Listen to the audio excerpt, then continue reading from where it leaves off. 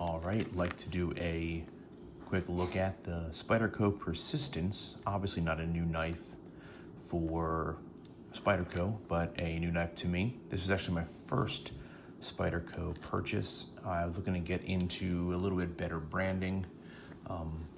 So I thought I'd go Spyderco, and I wanted something small for EDC. So I went, and the channel really is focusing more on the budget knives, not looking at the ones that are costing hundreds of dollars. This Spyderco Persistence, it cost $60.99, pre-tax of course, at Cabela's. So I went with this one. I was looking at the Tenacious, but I wanted something just a little bit smaller. I got the Enduro 4 as well, which is obviously the 4-inch blade. This one here, according to the specs, 2.77-inch blade length, which is an overall open length of 6.9. It does still have the Spyderco warranty. And now I actually have this open. I just put it back in here for the initial look at the video. I've used this a few times, carried it a few times. This is the Chinese-made Spyderco 8CR13 MOV, as it says right here. It does have the Spidey hole, opens up with the G10 black scales, with the 4-position clip opportunities for moving that. The clip is actually quite impressive. It's got a wide set apart of these screws, so it's got a good base, and it's got a very strong clip, so it ain't moving when it's in your pocket. This is the Eric version. This is his design. As you can see, his emblem there. This is kind of according to Spyderco's website, a modified skinning steel. Well, not steel, I'm sorry.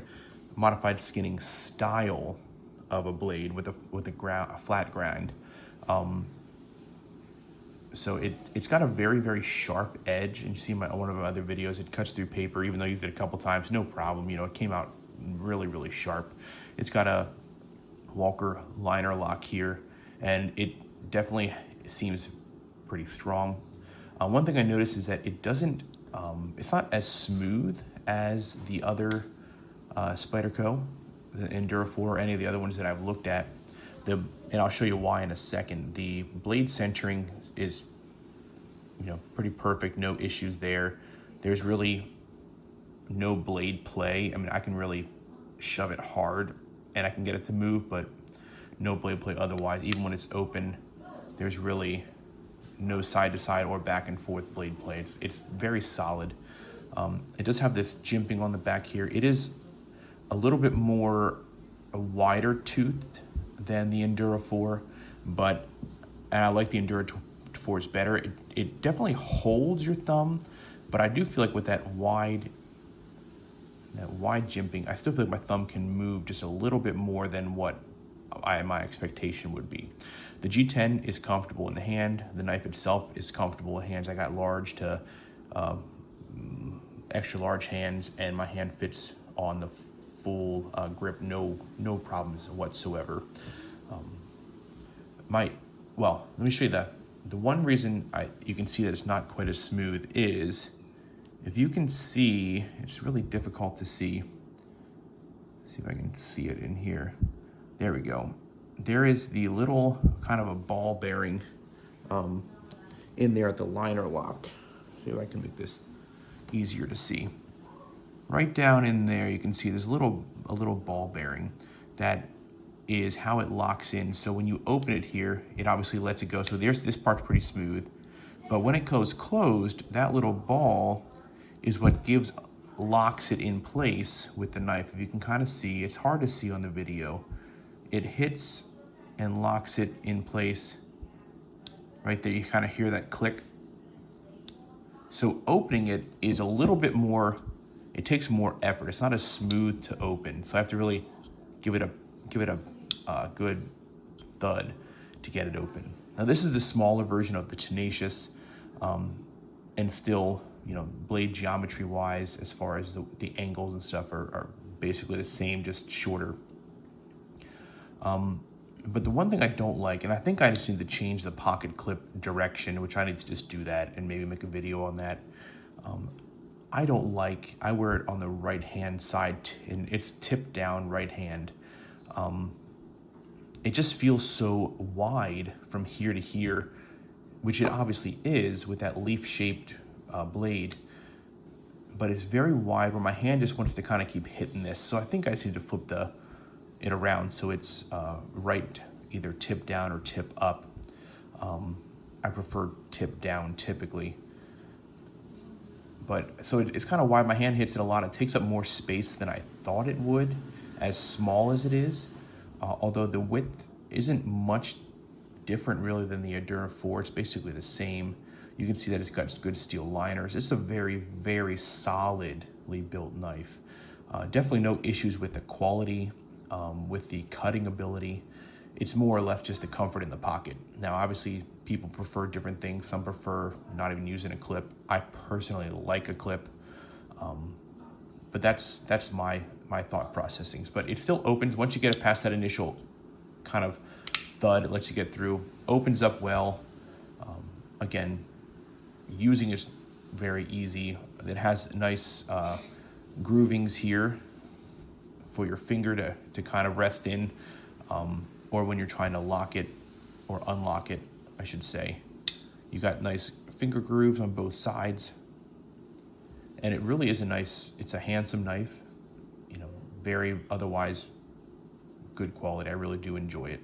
It is about 3 ounces, maybe slightly over that. So it's not a light knife like the Buck 112 in the video that I had done and some of the other EDC knives that I had. I'm not gonna lie. I got this and I'm not regretting it to say, but I see myself just honestly preferring the Endura 4, even though it's sizably bigger in length and in blade length.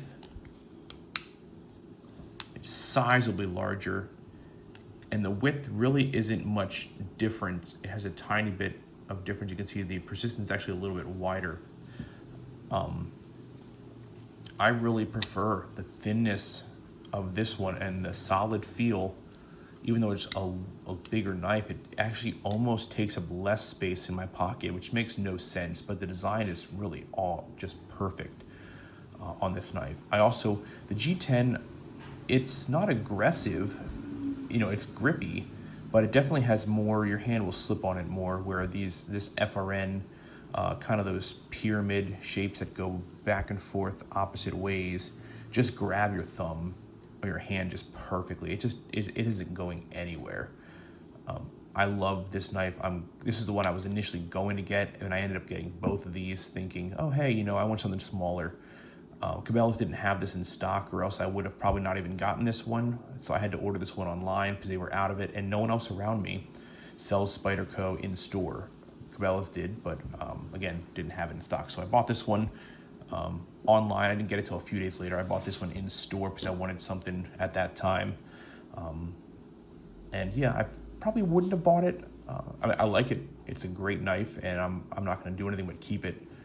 And I'll use it probably pretty frequently, but not as much as the Endura 4. So if you're considering the Persistence, again, it's a great knife. Again, $60 for a good quality brand Spyderco, which is a lifetime warranty. They'll sharpen it for free. I believe you just pay shipping anytime.